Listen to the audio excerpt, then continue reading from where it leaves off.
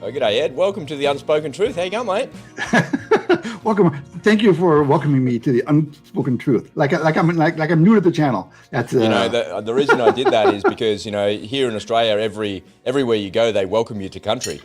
Welcome to country. We want to acknowledge leaders. The indigenous population leaders, past, present, future. Something like that. I don't know what it is, but I don't know any emerging Aboriginal leaders here in Australia, and I don't know any past or present ones either, other than the politicians I see on TV. So welcome to the Unspoken Truth country, mate.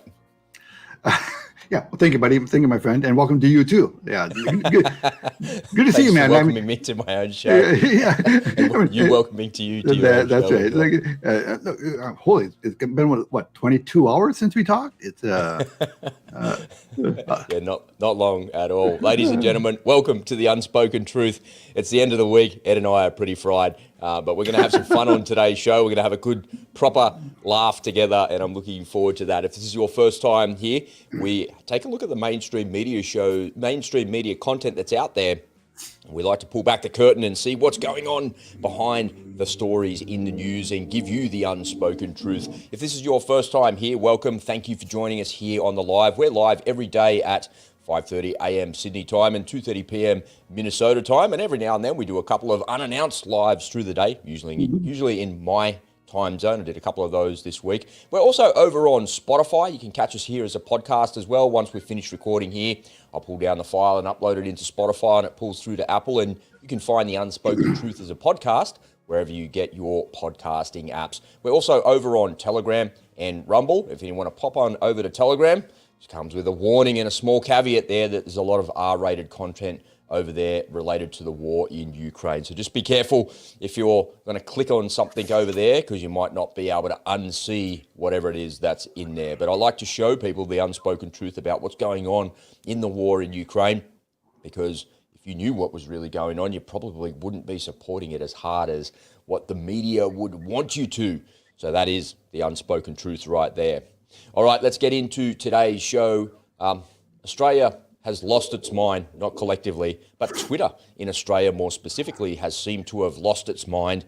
And we're going to talk a little bit about that. It's kind of a funny but not funny topic, and the world has honestly gone mad. What can we do about it, and why does it matter?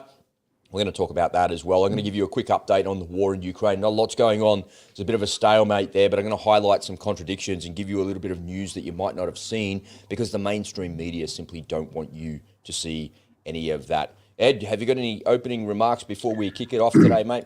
Yeah, special shout out to all my friends in the Hey Ed WhatsApp group. And today's kind of an exciting day for me, because we finally figured out how to stream this on the Hey Ed YouTube channel. So, and I didn't warn anybody about it. We finally figured it out. I actually have 2 people in the Hey Ed YouTube channel watching. Hey guys, put some in the comment section so I know who you are.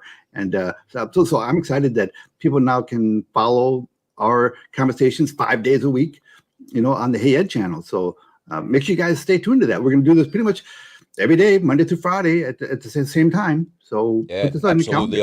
I'm excited that we've been able to work that out for you as well, and it's happening. And we're also over on your personal Facebook profile. So we're live streaming right now across 8 different platforms, which is kind of cool. Good evening to our regular viewer, Mark Kirkwood. Thanks for tuning in again, mate. We've got some fun stuff here today, mate. We'll give you a laugh on your Friday, and I know that you're really going to enjoy this. I'm going to kick off first because I don't have a lot to share. I'm going to give you a bit of an update on the war in Ukraine. I don't have a report as such, but I do have some pictures to share with you and some funny contradictions I want to point out as well. The front lines haven't changed very much. If I show you the deep state map, there's just like a tiny bit of movement happening in the last week. And the reason for the stalemate is the weather's a bit shit, and we're still getting organised for the counteroffensive, although the Ukrainians have said the counteroffensive has begun.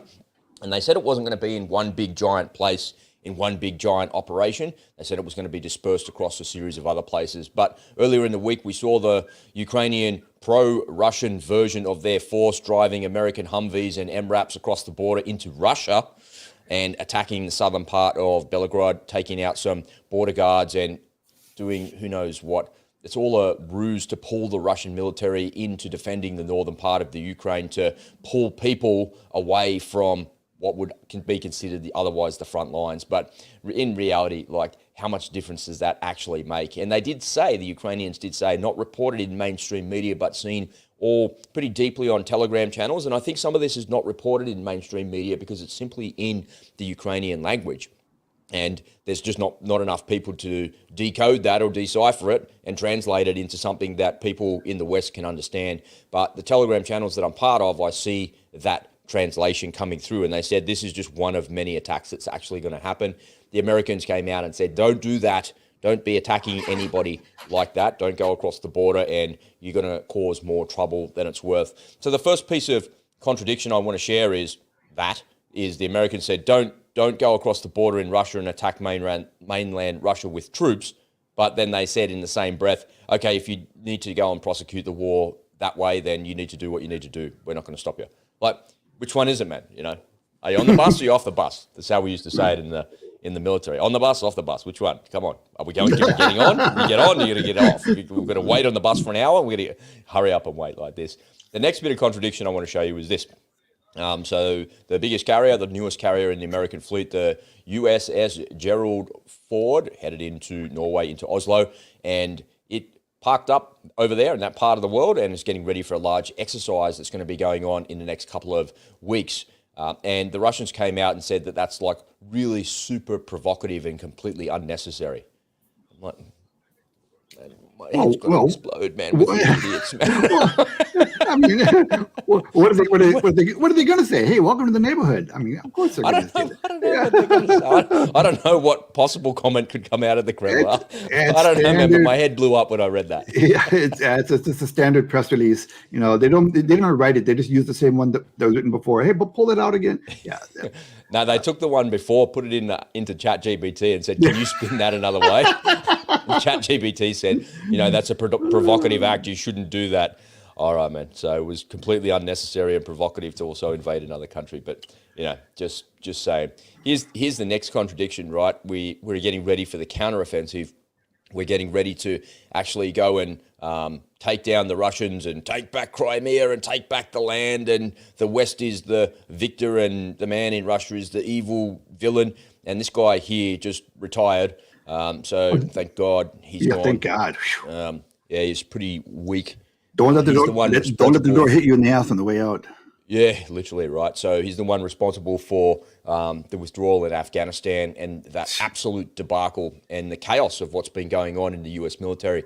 He's been responsible in overseeing it. So he's been replaced by an Air Force general who's a fighter pilot, which is probably timely given the potential conflict with China and given that, this is not going to be a land war with China. It's going to be an Air Force fought war and also a naval battle as well. So maybe having an army guy at the top of the food chain there is not the right thing to do. So that is probably a pretty good move. But on the way out, he said something that was, in my view,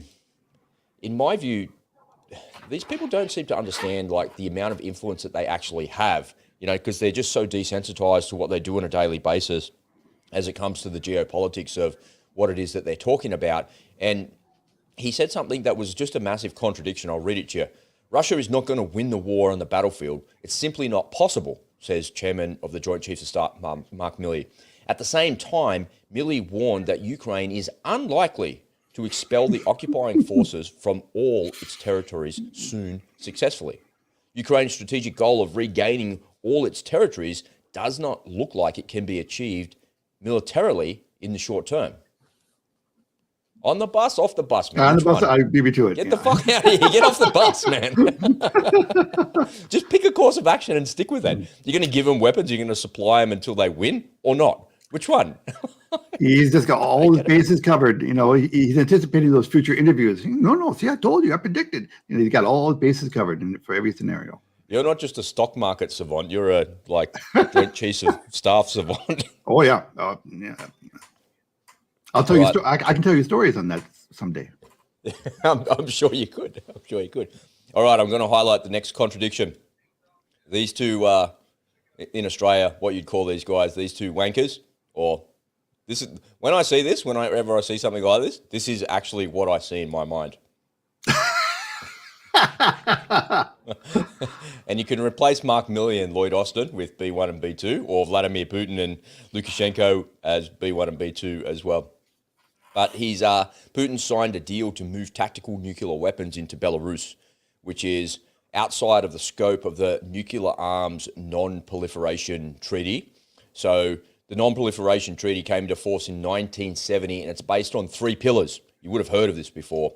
So the non-proliferation, disarmament, and peaceful use of nuclear energy. Under the NPT, the 5 recognised nuclear weapon states, so the US, Russia, UK, France, and China, are not allowed to transfer nuclear weapons or other nuclear explosive devices to any recipient.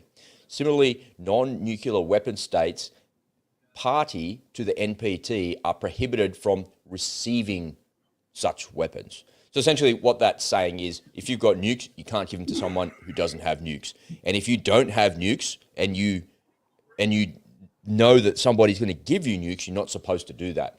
So are Belarus a signatory to the Non-Proliferation Treaty? I don't know. I didn't bother looking that deep because the contradiction resides in US nuclear weapons residing in Europe, in Turkey and in Italy. Like, come on, man. And why are you like moving tactical nuclear weapons into Belarus when you've got hypersonic missiles that you could fire literally from anywhere in Russia, and that would be on the battlefield across the top of their target within like minutes? It doesn't make any sense. I don't know. How about plausible deniability? Well, maybe there's a bit of that, but if I go back to something that seems unreal, like it can't be this, surely not. But this is the only thing that I can think of, right? Knowing Russian doctrine and the way that the Russians behave. Remember, the difference between the Russian military nuclear doctrine and our one is that they're planning to win a nuclear war. And so the way that they deploy, or they deployed during the Cold War, their nuclear weapons was at a battalion level. So the battalion commander, so that's like all the way down the food chain, the battalion commander had the nuclear weapons in the battalion, and they could fire the artillery rounds if they needed to. So back on our side, when we were worried during the Cold War that the Russians were going to come through the Fulda Gap in Germany, the only thing that we could stop their armoured brigades was actually looking through the binos and going, oh my God, they're coming. And they'd get on the phone and they'd, pass it up and pass it up and pass it up and pass it up 10 times, and it'd come back down and go, all right, you can use the nuke. But by the time somebody had passed it back down, the Russian T-72s had rolled over the frontline troops, and that was the end of them, right? So that was the whole idea of having tactical nuclear weapons, because that would be the only thing to stop the armor in the open in Germany if the Russians were going to come through the Fulda Gap there, because that was the most plausible thing that was actually going to happen. But here we are now. We now know that during those times that the Russians had deployed nuclear weapons at that battalion level, and they had the ability to make the decision as to whether or not to use them. So that's a very, very scary proposition. And in this day and age of hypersonic weapons and the different weapon delivery systems that the Russians have, it just begs the question, are they maneuvering their forces to allow low-level battalion commanders to take charge of nuclear weapons in the event that that actually happens? And to your point, Ed, that could be also another form of plausible deniability where, well, the weapons were deployed, but, that guy fired it, but, we never authorized it. Yep. But your doctrine says that it does. So, yeah. We didn't mean it. Yeah. Oops. Yeah, sorry about that, nuke. All right. Here's another contradiction, this time from the Ukrainian side. All right, this is a screenshot of my Telegram channel, just from what's the time now? It's 5:22, it's 5:49 now, so from 20 or 30 minutes ago. So the top article says, Russia attacked a clinic in Dnipro, freedom footage from the scene of the shelling. So the video just above here where the top of the screen is, it's footage of a hospital on fire. It doesn't look like a hospital, it looks like a clinic or something like that. Russian troops attacked city polyclinic of Dnipro. 2 people died from Russian missile. 23 victims are known by local authorities reported. And then, so this is at 9:18 p.m. last night. I'd received that into my Telegram in this channel. This is the official Ukrainian channel. So here's the contradiction. Literally, so 9:34. So what's that? 16 minutes later, they put another post in there. It says, today, Russia made an airstrike on Ukraine again, but the night strike did not reach its goal. In May alone, in Kyiv, Russians made over 12 drone attacks. So which one is it, man? Did they attack the hospital and the missile got through or not? Like, which one? On the bus? Off the bus? You can't decide. Maybe the hospital or the clinic that was attacked, that was the day before. So I'm giving you the benefit of the doubt. But I can't give you the benefit of the doubt because you posted that thing within 16 minutes of each other. So you're contradicting yourself if you're fucking... You know what we need. You know what we need. We both need to download the Dia app. That's what we need to do. And that will tell us for sure, because somebody's on the ground going, "Oh, they bombed the hospital. There you the pregnancy clinic got blown up," or whatever. Like the local doctor is in trouble. He needs help. Like this. Yeah. All right, I'm going to highlight the last little contradiction here, and this is about the euros that are based in Russia. So the EU is discussing the transfer to Ukraine of profits from Russian assets, get this, worth 196.6 billion euros, which are frozen in Belgium in the settlement centre, Euroclear, due to sanctions. So the sanctions went ahead. So this is the Financial Times reporting this, by the way. So the sanctions went ahead and they stopped everything. So stop all transactions, stop going back and forth, and there's $196 billion just sitting there. Of Russian money. Yeah, if they confiscate those assets, they confiscate those assets, never to be returned, and they just give them to the most corrupt government in all of Europe. I get that Russia need to pay reparations and they need to rebuild. They've destroyed the place. I get it, but you're giving them. Who would ever want to be in the SWIFT system? Well, look. Go ahead. Finish your thought. No, that is the end of my thought. Yep. Because who would want to be in the SWIFT system if you know that one day someone could just go and turn it off and then seize everything that's there? Yeah. Well, in a very real way, Vladimir Putin is hoping this happens because he's going to weaponize that event. He's going to go to the rest of the world. See, you cannot trust these guys with your money. If they don't like you for whatever reason, they can steal your money, and you know what? He's right. They're true. He's 100% right. He's 100% right. No doubt about that. The world is looking at America and they say, "Yeah, we know that Putin did everything, but you just arbitrarily froze his money." That doesn't make me feel a whole lot confident that I'll park our country's money with you. So maybe we should look at this BRICS agreement after all. So when they talk about in geopolitics, they talk about soft power and hard power. That's a version of non-military hard power, and seizing a country's assets and blowing up their pipelines and doing all things like that. That you can't think that that's not going to have massive consequences down the track. I've been listening to a new audiobook, maybe the best audiobook of the last 12 months. It's called The Art of Clear Thinking. It's written by a fellow named Hazard Lee, and so he was an F-16 and an F-35 pilot. He's still an F-35 pilot, and it took him 6 years to write this book, right? So when you hear the story of it, so I've been following him for a while. He's an awesome dude. I'm actually going to try and get him on the show. I reached out to him yesterday to see if he wanted to come on. So he's a fighter pilot, and he talks about the process of decisions, because flying a jet is relatively straightforward, but making the decisions is not. And one of the things he talks about is compound interest. And you and I know about compound interest because we talk about finance all the time. But for the people that are out there that don't know, if I gave you a $1 and I said to you that coin doubled every day for the next 30 days, how much money would you have in 10 days' time? Well, not that much, surprisingly, because if you go 1 becomes 2, becomes 4, 8, 16, 32, 64, 128, 256, 512 in 10 days. $1 becomes 512.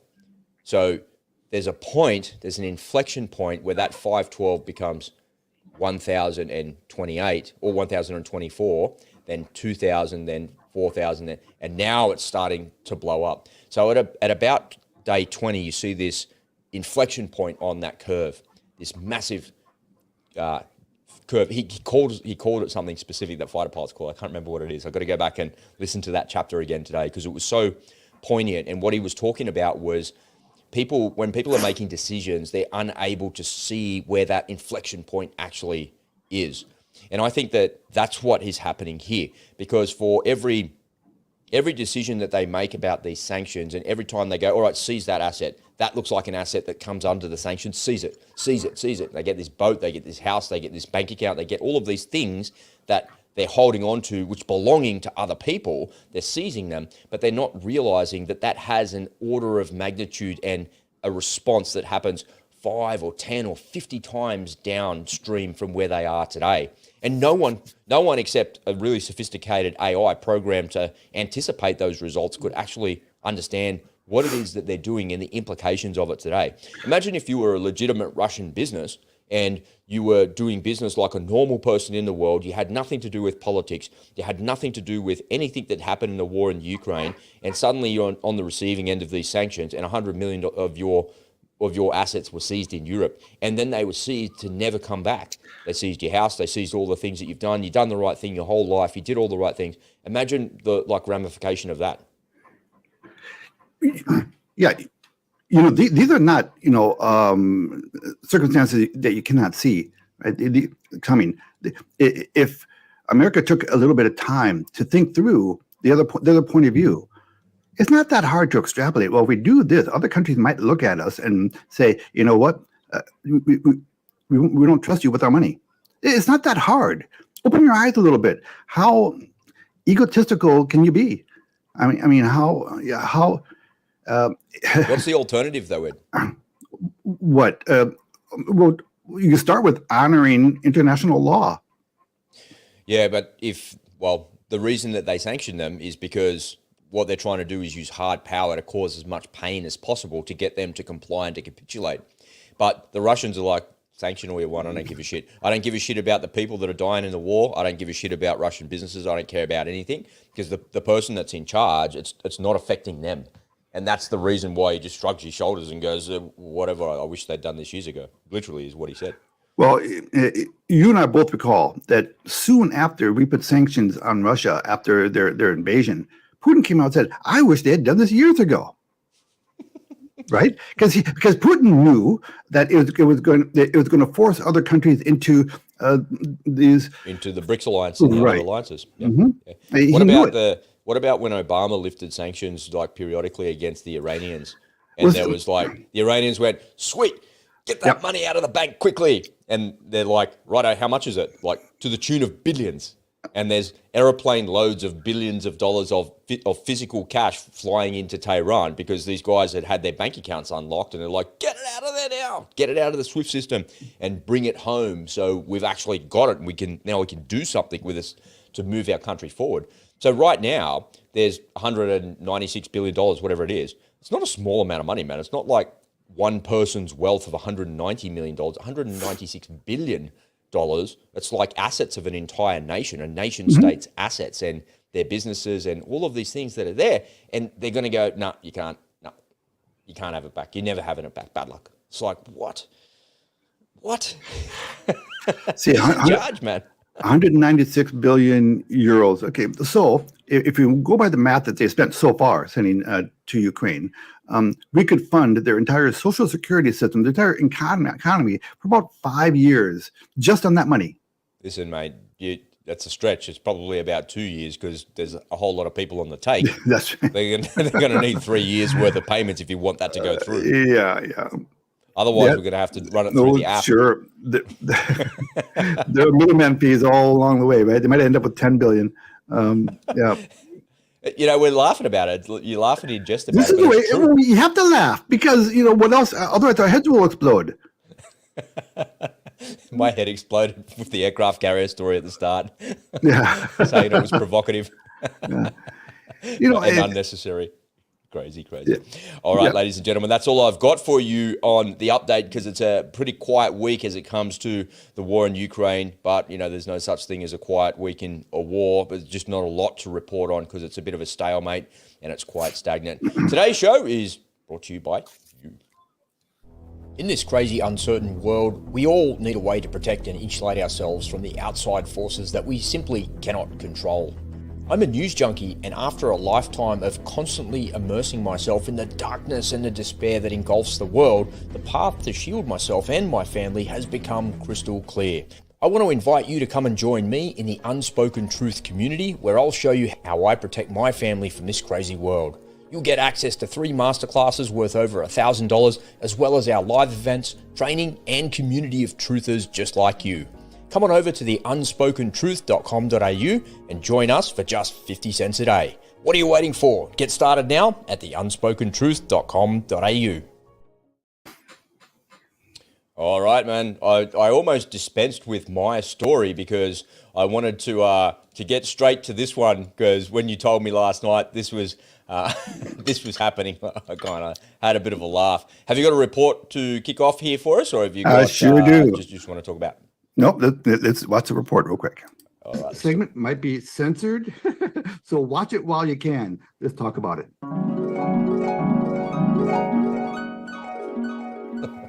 Okay, so in this segment, I want to talk to you about a free speech issue. Now, we're going to be talking about this issue about whether or not men can actually breastfeed children. I'm not going to bother showing you these videos of men actually trying to, earnestly, breastfeed their children.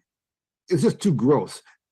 But this is actually a segment on free speech and how we are continuing to go down this road of free speech being criminalized by the authorities. What I want to do here is show you a segment from our people at Redacted on this topic, and I did edit it down quite a bit, just enough to make my point, and then we'll open it up for discussion. Okay, so let's take a look.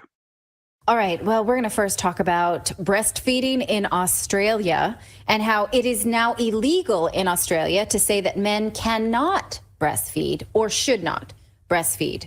So if I say that in Australia, if I go there on a, well, I don't know. Well, it doesn't seem like there is actually a law on the books, but what we're going to talk about is 2 women in Australia. One's a lactation consultant and the other one is a women advocate and a head of a women's advocacy group. Both of them wrote something on Twitter saying that men can't breastfeed, and they received notices from Twitter saying you were in violation of the law. In violation of the law, saying that men can't breastfeed. Violation of the Australian law. And so those tweets, because I am not in Australia, those tweets are available for me to see, but they are unavailable inside of Australia. And Twitter said, okay, we'll take those down and we'll let that person know that we can't show these tweets in Australia. I'm going to show you the tweets in question. I'm going to show you the notices from Twitter, and you decide for yourself if there actually is a law that says that we must speak this untruth, that men can breastfeed. I refuse to say that. And so I'm going to say as much on this platform, and we'll see how far it goes. The government has asked Twitter to remove tweets from a lactation consultant for saying that men can't breastfeed. We touched on this story a few days ago. This is a man in Australia who fathered a biological son, but then now says he's a trans woman. And so he tried, this was a few years ago, to pump himself full of hormones in order to breastfeed the baby. What he did specifically is up his estrogen. In fact, doctors told him not to do it. And here's what he said anyway to, I think this was the Daily Mail, saying, being a trans woman, I can't carry. It's one of the limitations of it all. Of it all. Right. This whole being a man not a thing. Woman. One of the difficult things of being a man is that I'm not a woman. Right. You don't have a womb. Where's the baby going to gestate? Oh, my God. To know I could breastfeed my own child and have that experience, I wanted to be a part of that. I wanted to know what it was like to be a mom and breastfeed. Again, it's I want, not what's wrong with the baby. Now, as someone who, again, nursed 3 babies to about 1.5 years each, I know that what I want is really irrelevant. Like, how many times did you cut my dinner? Because when we would go somewhere and my dinner would come, the baby would smell food and want to nurse. So here is Jasmine Sussex, who was a lactation consultant for 20 years. If you've ever known a lactation consultant, they are amazing ladies. Here is the tweet that she sent saying babies can smell their mother's milk and turn towards it. This baby sleeping through his dad's sad attempt to be the mom. Like, they're not gonna latch. Here is the the notice that Jasmine Sussex, the lactation consultant, got from Twitter, saying that this tweet had to be taken down in Australia because of Australia's local laws, but says that content remains available elsewhere. So we can still see it. They're saying that these are the laws, and she didn't know that you can't say, oh, it's sad that the baby didn't latch on, that's a sad attempt. Like, what is illegal about that? She's pushing back by putting in a Freedom of Information request to the Australian E-Safety Commissioner over this suppression. She thinks that's the agency that was behind this. And she wants to know who made Twitter do this. What is the law I've broken? I want to see how this decision was made. She says, I will not be intimidated. Again, if you've ever met a lactation consultant, I wouldn't mess with them. So she doubled down on her Twitter feed today. She just posted this about fatherhood, saying fatherhood is selfless. These men who coerce their female partners into this unethical live experiment on the baby must be stopped. Live human experiment. Yeah, I mean, it was a human experiment on a baby. Yeah. For their own validation, for the validation of an ideology. Okay, and then finally this story. This is Rachel Wong. Here is her tweet that earned her a letter from the Twitter through the Australian government, saying that LGBTIQ plus org Rainbow Families paid the Australian Breastfeeding Association $20,000 to create an educational booklet about lactating and chest feeding for men. Profit before ethics and safeguard for babies and mothers. Babies are being used as props for male perversion. Look at the handbook that now you can get from this family organization about breastfeeding, chest feeding, and human milk feeding. Oh my God. Supporting these communities and families. To say, and so specifically they mentioned here, that this is something men can do. Here's the violation she got, saying that, again, she's in violation of law. So I will just wrap this up by saying, these are 3 women, real women, who are being attacked by biological men who say they hurt their feelings. Okay, so this is not really a discussion about men trying to breastfeed children. As disgusting as that is, and as interesting as the topic that is, this is a free speech issue. And this kind of circles back to what Rob was talking about just yesterday, where there is no accountability, where everyone's pointing fingers at the other guy. If you get a notice from a third-party service provider that your government says is illegal, and you go to the government to try to find out whether it's actually illegal, are you going to get a straight answer? But in the end, your feed is going to be canceled. They are going to limit your free speech. So let's open this up for discussion. Okay. So I want people to know that while this was going on, I can see Rob in the back. Rob was just laughing. He was like off his chair laughing at this segment. So I'm mostly laughing at Clayton, right? Because Clayton's like squirming in his chair like this with his missus there, and he's like, I don't know how to actually behave here. This dovetails right into the segment that you did yesterday. Wasn't it the E-Safety Commissioner that you were highlighting in your presentation yesterday? And exactly, they're the people that are responsible. I'll put the card up here in the video. They're the people that are responsible for enforcing these things. So other departments throughout the government go and find these things, but the department doesn't find it. They use a third-party supplier to find, and so these people are sitting around all day long looking at Twitter and YouTube and Facebook and all of that, and then if they see something that's outside the scope of the terms and conditions of those given platforms, they pass that up to the relevant person in the given department, probably in the health department this time, and then they pass that across to Department of Home Affairs, who then pick up the phone or send an email to Twitter or Facebook or whomever and go, hey, get rid of that because that's in violation of one of our local laws or that's in violation of your terms and conditions. Please take that down. And that's how the whole censorship process works. It's not the government censoring you. It's a third-party company censoring you in accordance with those platforms' terms and conditions. But the government is the one that has the oversight on it. So they're the ones actually ultimately saying, yes, that third-party company is correct there. Get rid of it. Would you think Twitter takes it upon themselves to make sure that Australians are following Australian laws? I doubt it. And with the billions of tweets that they have to monitor, every single hour probably, do you think they've got a time to figure out which ones are breaking some vague, random Australian law? No, what had to have happened was someone in Australia, some government official in Australia, he targeted those people and sent their name. He sent instructions to Twitter, and because it came from Jono in, as you would say, in Australia, they say, "All right, Jono, I'm on it." I swear, like we joked about yesterday. I think that these people in Australia, these government officials, they're on a first name basis with somebody at Twitter. Yeah, of course they are. Yeah, they call and say, "Hey, I've got a list of things I want you to do," and just say it's against Australia law. Just say,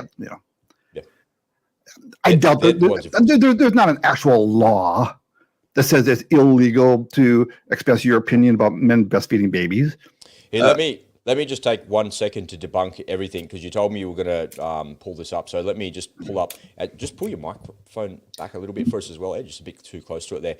Let me just show you this. I'll share my screen here just super quickly, and I'm going to ask you a question. So this is the current world population. Can you see that on the screen? Mm-hmm. Yeah. So the current world population is 8,335,281,290 people. And it goes up and down by how many people die and how many people come into the world, etc. So currently there's 8 billion people on planet Earth, right? Would you agree with that clock? I'll take your word for it.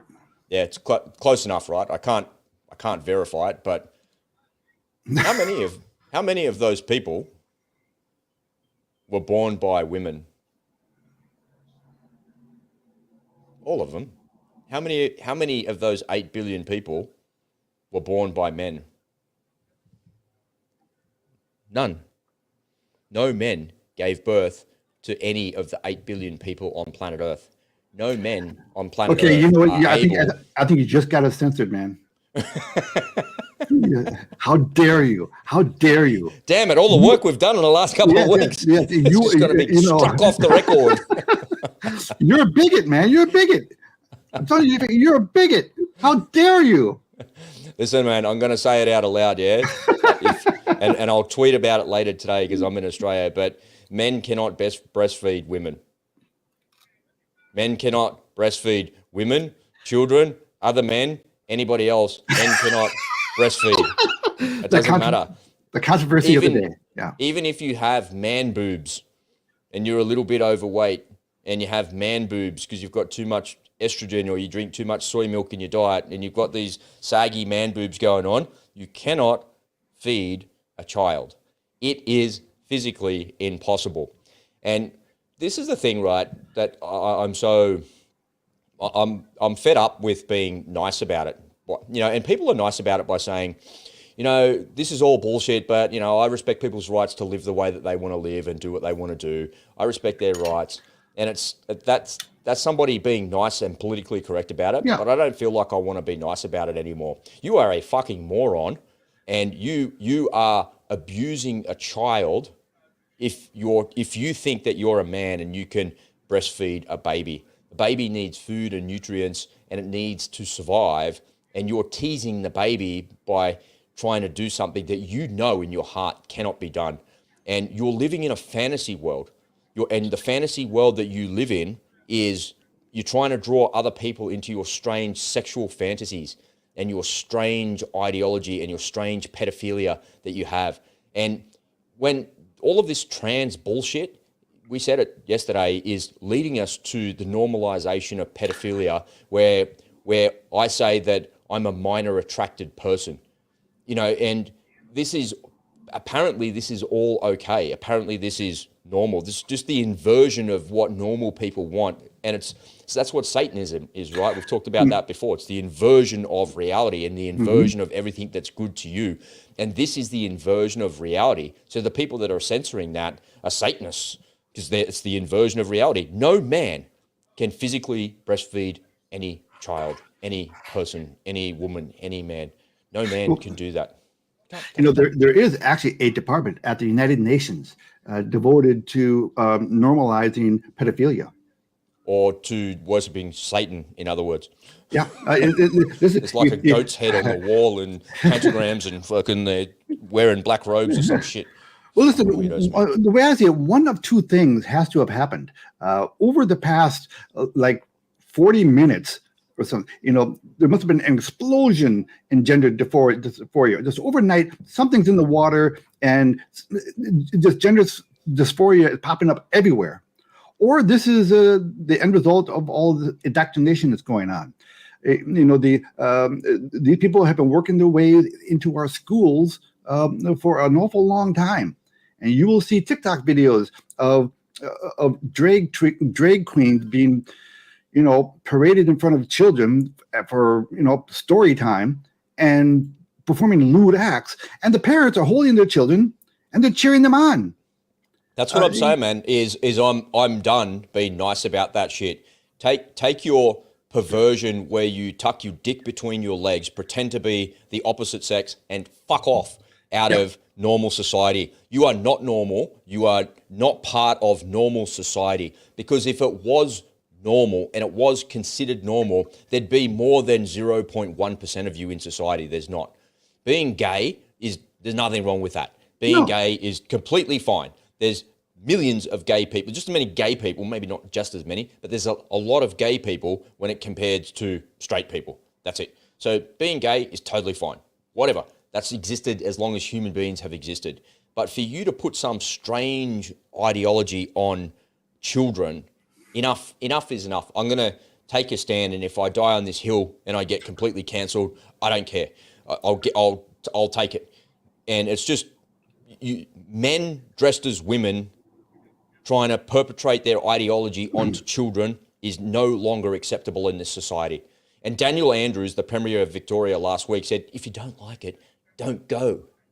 Well, how about stop creating an environment where you're trying to be so inclusive that you include every fucking weirdo in society? What if we take all of the child rapists and the pedophiles out of jail and now let them have story time with children? Is that going to be acceptable? Is that going to be allowed? No, normal society won't accept that. So why do you let a man dressed as a woman living in some fantasy say that it's okay to actually go and do that in front of our children? It just doesn't make any sense. It's the inversion of society, and people that are accepting that are accepting that our leaders are okay. And it's just a complete and total failure of our leadership in Australia.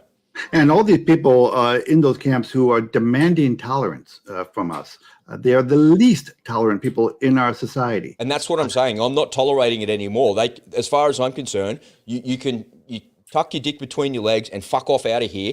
Because if that person was in front of me saying, everyone's got a plan until they get a punch in the face. Everyone wants to defend these people and say that they've got rights like everybody else. You know what? You don't have rights. You don't have rights like everybody else, and you shouldn't have rights like everybody else. If you want to be an outcast of our society, and you are a complete and total outcast of our society because your behavior is not normal. A man dressing as a woman and a man pretending to be a woman, pretending to breastfeed a baby is not normal, and it doesn't belong in our society. The same way as pedophilia doesn't belong in our society. It doesn't belong in our society. It's as simple as that. So piss off and get the hell out of here. Yeah. Remember my segment from the other day talking about Target and how Target had a whole section in all their stores. They crashed and burned, baby. Yeah. Well, now this weekend I'm going to go to Target. And Target is actually headquartered where I am here in Minnesota, and I do at the local store. I'm going to go in just curiosity and see, because I know they started pulling those items out of some of the stores. That's what they said. But I'm curious whether they've gotten to all of them or what. Man, maybe they're just going to pull them out of their conservative, parts of the country. I don't know. But of course, the big worry really quickly was that they saw the reaction on the public. One of those videos was mine, and they saw what just happened to that beer company. I'm trying to not mention names because the algorithm. Trust me, the algorithm is catching on to this stuff right now, and my views are going like this. Yeah. You know, and so that's why I'm trying to be a little bit careful. That's why we really need you guys to hit that like button, to help us out, make sure we don't get canceled or make it less likely that we're going to get canceled. But yesterday, I found another corporation that has gone woke, North Face. The North Face. Now, Yeah, I saw that too. You saw that? Yeah, they hired a queer spokesperson. Some man who wanted to be a woman. All these men, by the way, who want to be women, they always have beards. I don't know. Maybe they haven't gotten the memo, but I don't know. Come on, guys. At least make an effort. If you pretty yourself up a little bit. It just goes to the heart of the. It goes to the heart of the ESG score because that's what they're trying to do. Yeah. Right? Oh yeah. Yeah. No. That's right. But my point leading to this is this wasn't around this time last year. It wasn't around 2 months ago. All these things have happened. It seems like it's been scheduled. Like it's a planned event. You have all these corporations doing the same thing, and I do have a theory on this because I did get wind that there is a very large company. I'm not going to mention the name here. That apparently had about 10% of their outstanding stock bought by a certain activist group, and which gives them a lot of clout at the company. And they were demanding that they do certain things, and if they don't, just so you guys are aware of how this works. So when you have a shareholder with that size, they could dump the share price of that stock if they want to do. They could crater that company. So this is extortion. I think if there's an investigative journalist out there who wants to win an award, here's your chance, man. Do the story, and you'll be the only one doing the story because no one else is curious about it. But I'm willing to bet that there is an actual push. There is an actual concerted effort out there by these activists to acquire large positions, large shares of these large companies. Whatever they're trying to gain influence at these companies. I know that Exxon has an ESG member now. They got two ESG councils, whatever they're called, members on their board. Exxon, it's an oil company, and they, but that they're anyway. So I think there is kind of a concerted push out there so there's a lot going on here that we might not know about for a while because nobody's covering it. But when you look at all these things that happen at these large corporations all at the same time, it just feels coordinated. It just felt like, okay, Pride Month is coming up this June, so we're going to gear up for this, and they all have their own. I don't know. That's just a theory, and I'd be curious. And I would like to know: does anybody else out there watching this? Do you know of any other companies that are going woke that we haven't talked about before? Please share it in the comment section because we would like to, out them, to borrow a phrase. I think it's worthwhile explaining to people why they're trying to comply with an ESG score. If you don't know what ESG is, equity. Come on, close it out for me. Equity, social, and governance. And governance, right? So social means that you have to have equity in your workplace. And the reason that this matters so much for businesses is because the people that create the ESG scores are the ones that actually hold the purse strings. So if you're a company that is required to go to market to get funding, to increase your share price, to borrow money to build something or to do something, and your ESG score is shit, the people that actually deliver the money to you won't give you the money. So that's why these businesses are forced to comply with this ESG garbage. There was a podcast, there was a fellow his name's Rob Smith. He was on the Patrick Bet-David podcast a couple of days ago, and he's a media personality and stuff in America there, and he created this thing called anti-woke. And part of the problem that these businesses have with the way that he explains it is that they don't have an off-ramp. They don't have the ability to actually get away from this ESG score because they're tied to the companies that provide their funding, which makes it really difficult for them to extract themselves from this process. So you might be wondering, like, why on earth would a company like Target create tuck friendly pants. Like what? Just seems like out of left field. That seems like completely, and then same as Budweiser, right? Why would Budweiser do something like that? And I'm going to say the names, Ed. I don't mind. It's okay, man. We've got to die on some hill at some point. That's all right. And Budweiser came out and said, no, that was just one person that we didn't know, and they only sent one can to that freak on TikTok. Sorry, I'm just going to say it, man. I don't give a shit. Go ahead. He's a freak. He's a freak. Doesn't belong in normal society because he's not normal. You're normalizing something that's not normal. You're a fucking freak. It's as simple as that. And you're out there. So Budweiser said, we sent one can to one person and the whole thing blew up. And they didn't take responsibility for any of it. You know, if the reality should be that I'm the boss of that company, that happened under my watch, you are fired, get out, bring on all the right people. It happened under me, I'm going to, see you later, bye. Here's a new person. People in positions of leadership don't do that. They don't take responsibility. They just blame it down the food chain and they maintain their position. So, you know, even if that was true, it was one can and one person and that all of those people responsible are gone and they've tried to reform and they're trying to reform, it doesn't stop the damage, and the damage will go on forever. You can't take it back. It won't go back. Same with Target, same with every other company that's gone woke as well. And part of the problem is that they don't have an off-ramp. So this Rob Smith guy created a website which will show people who the wokest companies in America are. Yeah, and so this website's launching in the next couple of, I think it's actually next week. He was saying it was launching.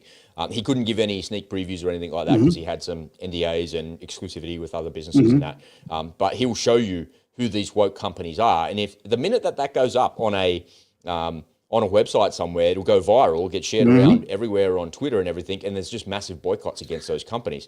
And the reason, you know, I come out and make a stand and say that freak on TikTok, you know, trying to sell beer to other kids. Yeah, so that freak, yeah, he's a freak. And he's an outcast from society. And I'm validated correctly by the silent majority because they lost how many billions of dollars? $28 billion? Yeah. 28% of their 28%. There you go. Sales. It's 28 something, which is probably more than $28 billion. But 28% in their share price went away because of a freak. So if you think that I'm being not inclusive, that I'm, you know, I can't speak like that, it's not politically correct, I'm going to get cancelled, I'm going to do all of that. What about all of the people that dump their stocks because of that? And what about all the people that are completely boycotting that brand now and completely boycotting Target? I'll never ever shop in Target ever again. I don't care because they're going broke here in Australia. Yep, me neither. Bud Light, since you broached the topic, so Bud Light had that it was one of 20 companies that had a 100% ESG score. Okay, and then they started to backpedal, and now they've lost that score. So they've lost it on both ends. You know, they put their market share at risk by going woke in order to chase that precious ESG score because they wanted to go to the right cocktail parties in Basel, Switzerland, and they got that score. But in the process of getting that score, they've gone so woke that the consumers spoke. And people power, they're walking out the door, and they started to reverse, but I think that the damage has been done. And you know, this actually gives me a glimmer of hope because I've been worried for a long time. I've been talking about ESG now for a couple of years, and this whole process of ESG, this has been building. This has been in the pipeline. This has been in the works for an awful long time, and this is all coming out of the World Economic Forum. We may as well go all in, Rob. Let's go. Okay. This is a brainchild of Klaus Schwab and the World Economic Forum, and they have for years been building there's this ESG scam scenario into. I mean, it's insidious. It's an insidious way to gain control. These are the people who brought you the phrase, you know, you will own nothing and you will like it. You know, they have an agenda in place, and they're pushing all of this on us. And where did they start? They went to the banks first. Hey, if we can get the banks to adopt ESG scores, okay, the JP Morgans and the rest of it, if we can get the banks to adopt them, then we got the world. Because if you're a small business owner and you want to go in for a loan, and they're telling you, well, you got to work on your ESG score. Otherwise, you're not going to get approved. So companies are they're having to do things if they want to get any other funding. Things like they have got to hire a certain number of lesbians, and they've got to put out a certain kind of product, and they've got to do things in order to raise their ESG scores. Sri Lanka, just before it failed, Sri Lanka had a really high, one of the highest ESG scores in the world, right? And then the company collapsed, and then the country collapsed. Because, and if you look at what's going on in the Netherlands, where they are forcibly taking over this farmland, it's all an effort to get those high ESG scores. So ESG scores are not just per person, it's per person, per country, per company, all the way up the social ladder. And it is the evil scourge of our time. But the fact that the public is pushing back now, there might be a point where this corporation say, you know what, this is we got to reverse course. This is getting too expensive for us. We're losing market share. So you got to wonder, to what degree do these companies want to follow an ideology, and to what degree they want to still be capitalist and still, to what degree is share price? Listen, this is a classic war between socialism and capitalism. Yep. And if you break it down if you boil everything down, this is what we're down to: socialism versus capitalism. And let me just highlight the ESG madness here in Australia. So I was having a conversation with a mate of mine who's a plumber, runs a pretty successful business, got about 20 people that works for him, doing really well, talking about tenders. Got any tenders coming up, house construction, what's happening, what's going on, just chit-chatting about his business, right? So, and he says to me that in order for him to go for a particular tender, 20% of his workforce were meant to be Indigenous Australians. So let me just say that. So they put the tender out, and what they want you to do is to comply with the equity standards and the equality standards that they want for a business. So whomever is saying that. So what percentage of Australians are Indigenous? 1%? I don't know, 0.2%. No, it's like 1%, right? 1%, Not many. Okay, so how many of those Aussies live in Sydney? Not many, right? There's a percentage of them, for sure. But the vast majority of them are dispersed around the country. There's not 1% of that minority in one place. And then what percentage of those folks are actually plumbers? Well, probably some of them. But then what percentage of those folks, what percentage of that 1% are in Sydney that are actually plumbers that could make up 20% of his workforce? So he would need, by that reasoning, he'd need 2 to 4 people in his team that were of Indigenous descent that could tick the box on the forms. None. You can't. Those people don't exist, man. It's not. It's like saying, if you want to come onto my construction site, you need to have 30% of your bricklayers need to be female. Otherwise, you can't tender for this job, man. This is what quota systems don't work. That's why it doesn't work. It's all about the merit system. We saw. We've all seen that, or hope you've all seen Jordan Peterson's comments on this whole issue with equality and trying to achieve equality. And he always cites Scandinavia because they are the most right. Yeah. Right, they've tried it, and he said, the more that a country reaches for and accomplishes equality in a country, the more the differences between men and women are exacerbated. The more they are highlighted. Women naturally want to do a certain kind of profession, and men naturally want to do a different kind of profession. Men naturally like engineering. Men like things, and women like people. I know it's a generalized term, but that's just generally that's the way men and women are wired differently. Men like things. They like to, that's why men like cars so much, and then they like mechanics so much. That's why they become engineers. They like to build things. They like to, women, they want to, they end up being nurses and things like that. They're caregivers. They're different kind of personalities. And so the more you give the people the freedom to pursue the things that they want to pursue naturally, the more they're going to gravitate toward the things that they like to do. And it has, I think, had the exact opposite effect of what the original people intended. And it's damaging for the economy as well, because now my mate can't go tender on those jobs, and he's like scratching his head going, what the hell? And then somebody with an Indigenous background approached him and goes, "Oi, I'll come and sit on the board of your company. I'm not doing any work, by the way, but I'll fill in all the forms for you, and you're going to pay me like on the side." Like, why wouldn't you do that if you were of that descent? And why suddenly can't I just identify as that now? And I was thinking about it as well, right? So what is it that makes you an Indigenous Australian? You know, there's three categories and three criteria that the government call out that you have to identify as that. You have to prove that your mob says that, yeah, he is. But I was born here in Australia just like everybody else. Like, aren't you know, by the definition, aren't I an Indigenous Australian because I was born here?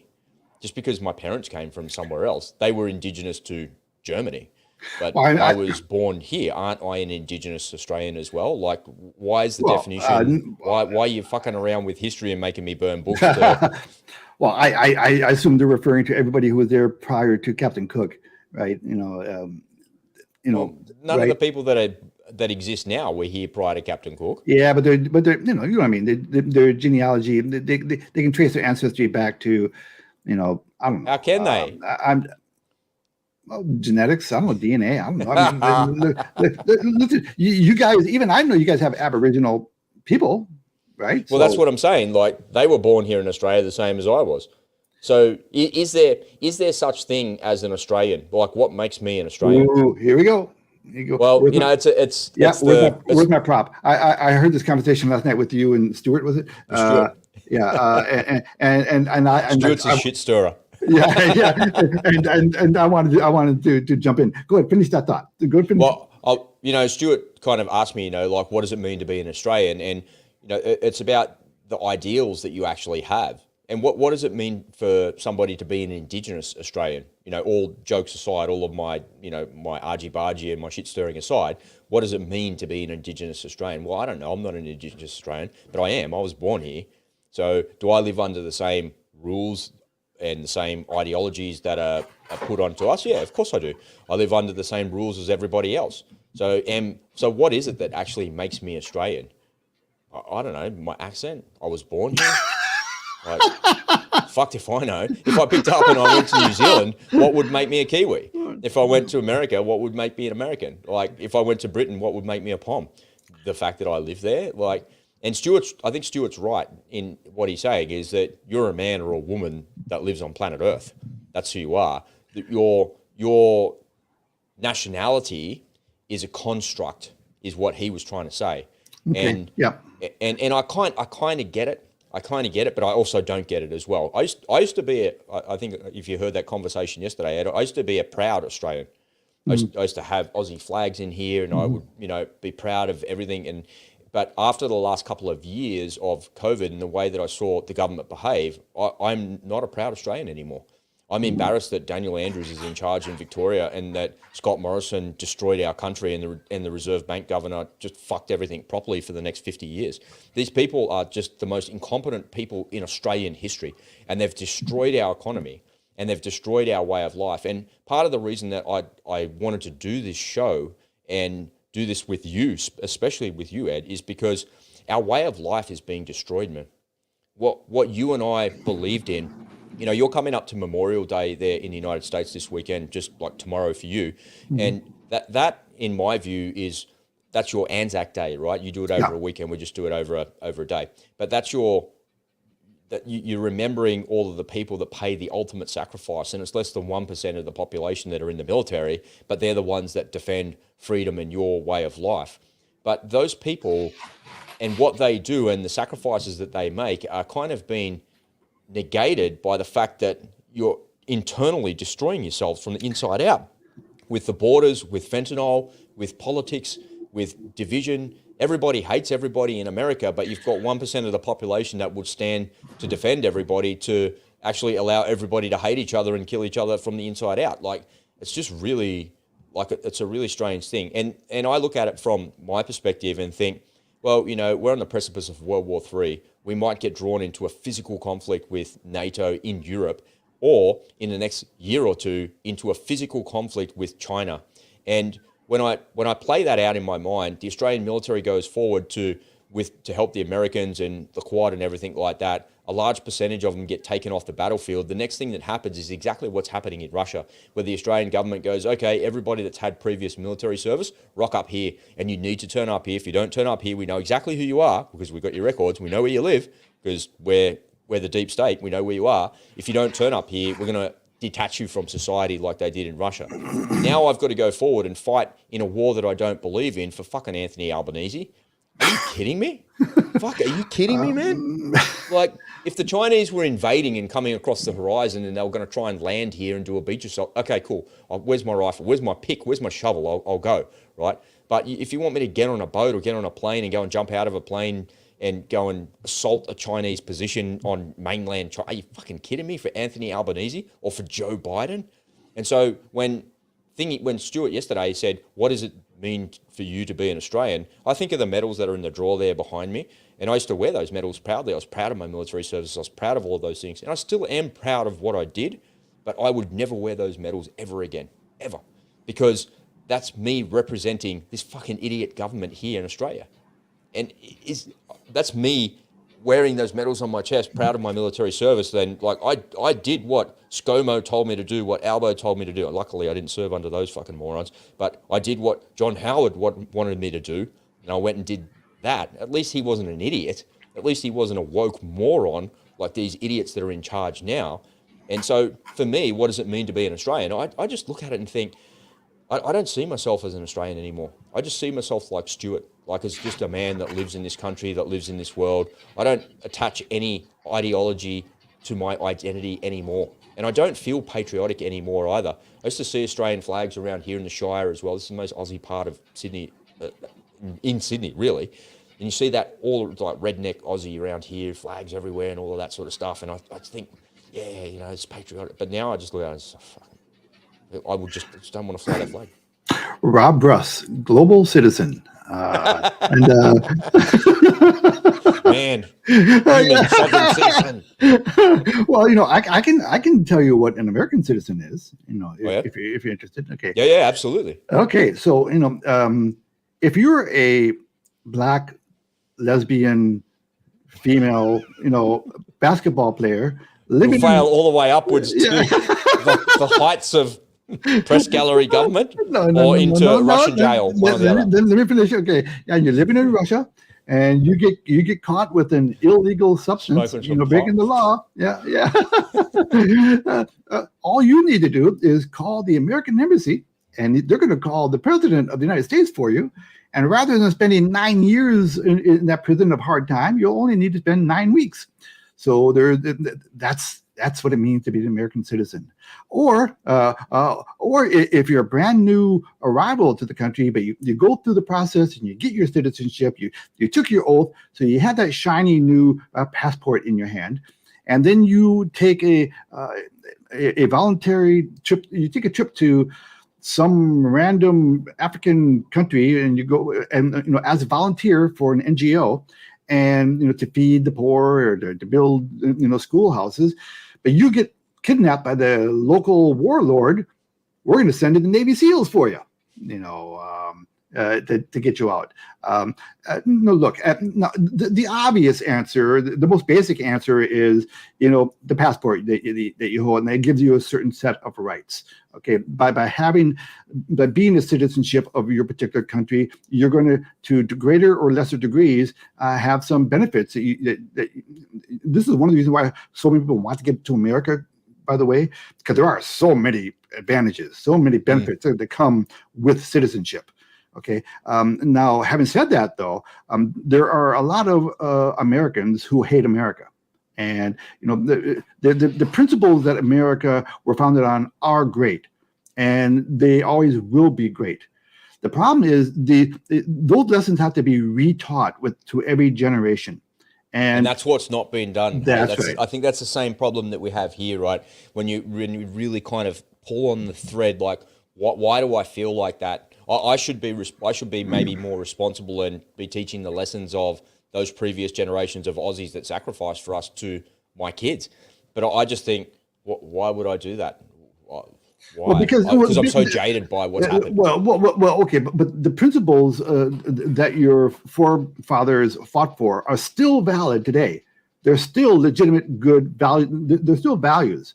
And I'm sure they're still enshrined in your constitution. Do you guys have a constitution? Do you have what do you have? Yeah, they're trying to write apartheid laws into our constitution at the moment. Okay. So let me just pull on that thread to show you how stupid this country is and how fucking woke it is, right?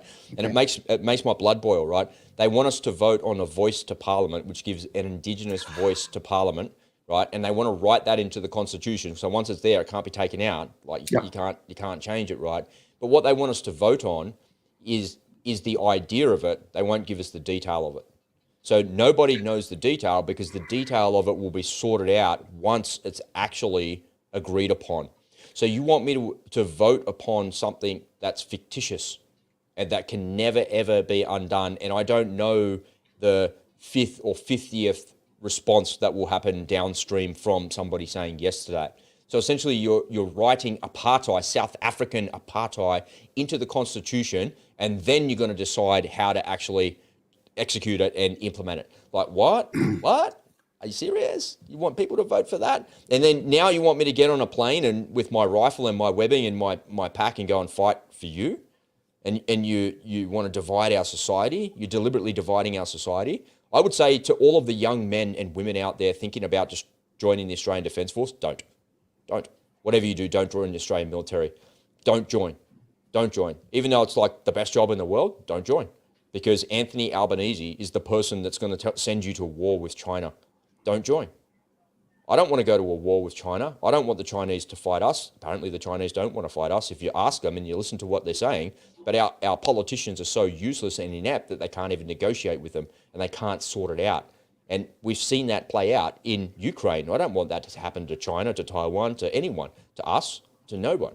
And the division that we have, you point out that what makes you a citizen of, I'm jumping around here a little bit. You point out that what makes you a citizen of a country is the passport that you have and the rights that afford you from that passport. Well, what rights has Julian Assange got? We had that conversation the other day. And, is he a hero or is he a villain? Well, he's a hero for exposing it all, but maybe he's a bit of a villain as well at the same time for exposing things that put other people's lives at danger and at risk. So he did a good job exposing it. Yes, I agree with that. But then risking other people's lives for your cause, I don't agree with that. I don't think that's a good idea. Either way, he's been languishing with no help from the Australian government. So what would be different if Julian Assange was captured by Boko Haram in Nigeria? Would Australian Special Forces be parachuting into Nigeria to rescue him? We'd like to think so. Well, what's the difference? He was locked up in the Ecuadorian embassy in London for 7 years, and he was left to languish with no legal representation, no help, no nothing. The Australian government just went, oh, well, he committed a crime, bad luck. What do you want me to do about it? Well, bad luck. Well, let's be realistic. Not all citizens are treated equally. Okay. Well, exactly. The example that you gave of that Britney freaking idiot in Russia sitting in jail for just a couple of weeks compared to those other American patriots, that Marine guy that was in jail for 9 years or whatever it is. Yep. And it's just the hypocrisy of it is alarming, and the silence from the other side is just completely and totally deafening. And I don't know what to think, man. Well, what is it that makes you a citizen of a country? Well, freedom is such a fragile thing, and the values. If you're a freedom-loving, sovereign human being, your values are constantly under attack. They have been for forever, as long as we can remember. The communists have been after us. They've been chipping away at us for ever since they've been in existence. So democracy, freedom, the things that the traditional American values, they've always been under attack. You always have to be vigilant. And when you start taking it for granted, that's when there's an opening, and that's when things can degrade. And that's what's going on right now. We've talked many times before about, soft times create hard men create soft times create soft people create hard times, right? We are partially a victim of our own success. We're doing so well in our society that we can afford to worry about I used to know a group of Filipinos when I was in New York. I remember one of them said, and she was a nurse, and she's talking about the people who are getting therapy for their depression. She said, depression is a rich man's disease. If you go to a third world country, they're not going to depressed. Right. They're just fucking hungry, man. That's right. They got bigger things to worry about. And so, when societies get soft, we can worry about really silly things like whether or not a little boy is actually a little girl or not. And we are in bizarre world. Right now, things are upside down. We are in Satan's paradise at the moment. Where everything is upside down. This is a bizarre world we're getting into, and I'm not just being an old fart saying, "Yeah, he's in my day." No. If you look around, things are systemically different now, and I usually boil society's demise on two things: really bad parenting and a really bad school system. And between those two, and now, these leftists have been in our schools now for generations now, and so now you have parents who themselves are the product of that indoctrination, and so they don't see a lot of things being taught to children as radical, because for them that's the norm, right? Forget learning ABCs and mathematics. You have to learn that that Christopher Columbus was not a great man. He was evil. He was, so the foundation of America was flawed. So they're taught propaganda. They're not taught, real history. They're taught revisionist history. And so the activists have taken control of our school system, and everything stems from there. And these people go out and they start companies, and their companies are woke because they don't understand capitalism. They think that it's just everything's so upside down, and so we always have to be vigilant. If we are so the values that America was founded on and are still enshrined in our Constitution for the time being, and those are what make America great. Okay. There's only one. They definitely are. I agree with everything that you're saying there. And for a normal person, I think it's very, very hard to not be drawn into this. You can't not have an opinion about it. You can't not feel something about it. Some people are just like, oh, well, I don't care, man. I just go to work and go home and feed my family. I just don't care. I haven't got the headspace or the desire to actually worry about any of these things. And I think that that's a mistake.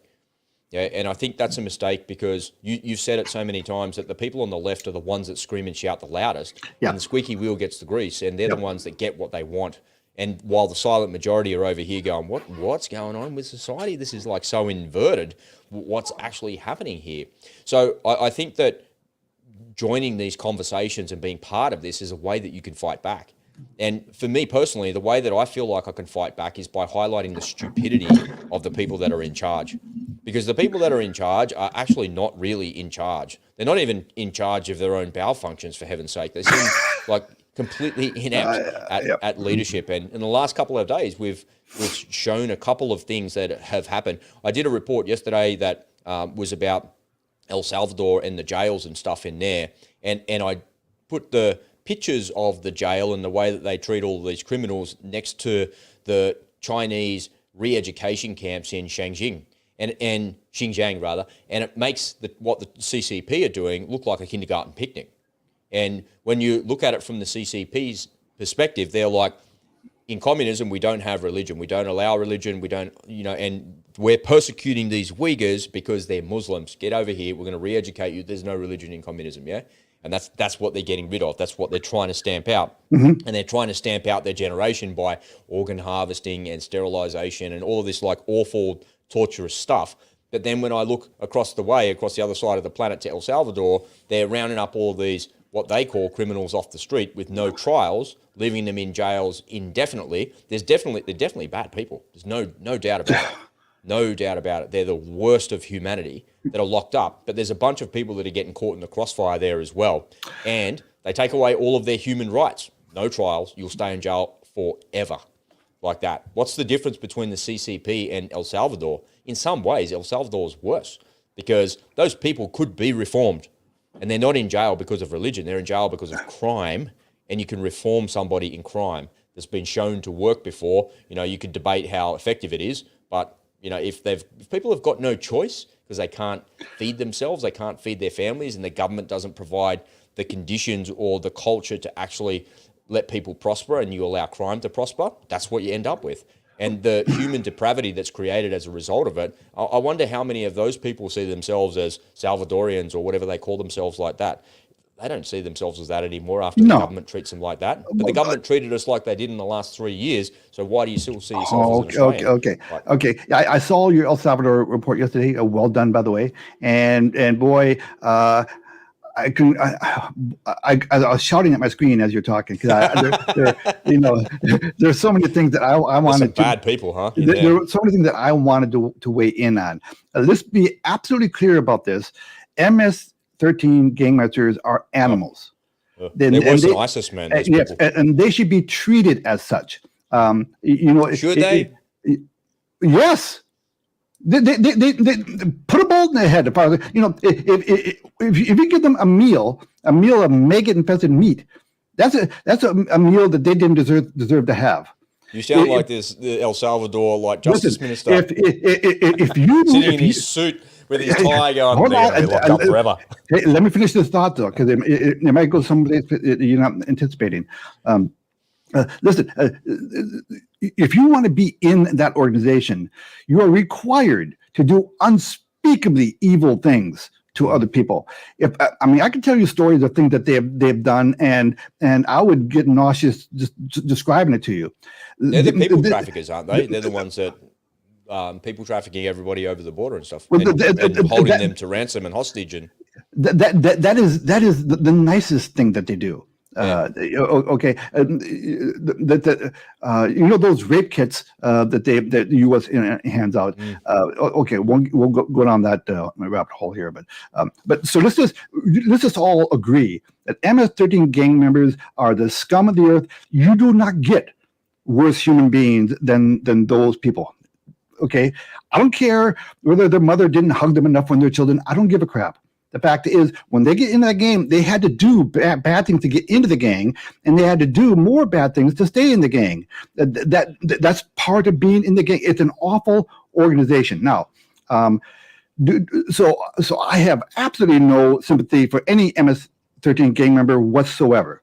Now, if some innocent people get caught up, and I wouldn't be at all surprised if some of those people in those prisons are innocent, that they're caught up. My guess is probably a small percentage, because MS-13 members are kind of obvious. They tattoo MS-13 on their fucking forehead. Okay, right? So they're kind of easy to spot, in a crowd. And the neighborhood knows who's in MS-13. It's not hard to figure out who are the act. But if you are an innocent person and end up in there, and you have an issue with due process, okay.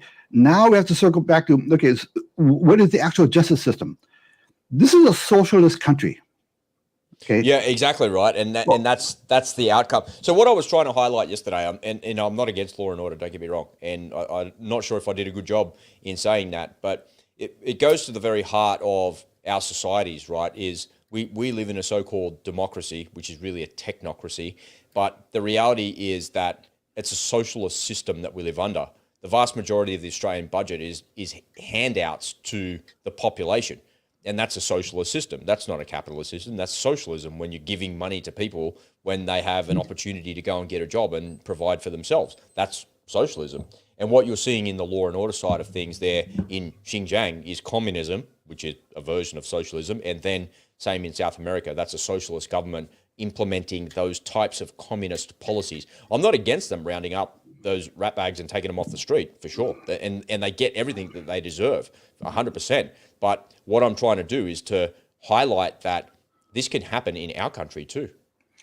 If the government so decides that you want to be, if you don't have a medical procedure, or if you don't comply, you don't do what you're told, you might be rounded up and treated Oh, like yeah. that as well. Yep.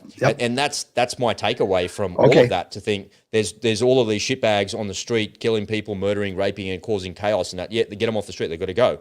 But if it's not much of this is what people have just got such short memories, Ed. When Pol Pot came to power, and people will go, Pol what? Pol what? Pol Pot. Yeah, go and put Pol Pot into Google and you'll see what he did. When he came to power as a socialist and as a communist, he rounded up all of the teachers, the doctors, the engineers, anyone that had anything more than a primary school education, and sent them out into the fields to work, called the killing fields. Yeah, and in the killing fields, there was more than 2 million people that died under Pol Pot's reign in a very, very small country. It was like almost all of the population. It was ridiculous how many people died. And it was only one step away from what the Chinese do in Xinjiang, and only one step away from what they're doing in El Salvador. The next step is taking those people into the fields and working them until they die, like in a Nazi concentration camp. It's the same shit, man. And that's what I'm trying to highlight is our societies are so fragile, and they're so close to that very thing. So close. And that's why the values of our countries, and I think the values of America and Australia are basically in line, aligned. Right? Yeah. So these values have to be retaught with every generation. This is why events, like Veterans Day, like Memorial Day, these, and like the 4th of July here in America, these are important milestones. These are important little touch points, little touchstones that we have a chance of being reminded. Now I have a movie channel, but I'm going to go ahead and plug it if you don't mind. I've got a movie channel called Ripples in Time. Now, it's a movie channel where I post old movies, and I made a big push recently on World War II movies and documentaries. I have kind of a soft spot in my heart for World War II, and these are movies that were set in an era where there was no controversy over what freedom was. Men were disappointed when they couldn't get in when they didn't pass a physical to get in the army.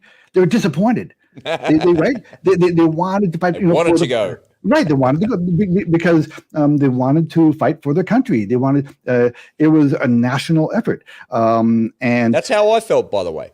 Yeah, that's how I felt. I wanted to serve. I wanted to live a life of service, and I wanted to go and when you get there, you're like, let me in the fight, let me go. I want to let me off the fucking leash, man. I want to go. That's how young people are, right? That's how they feel.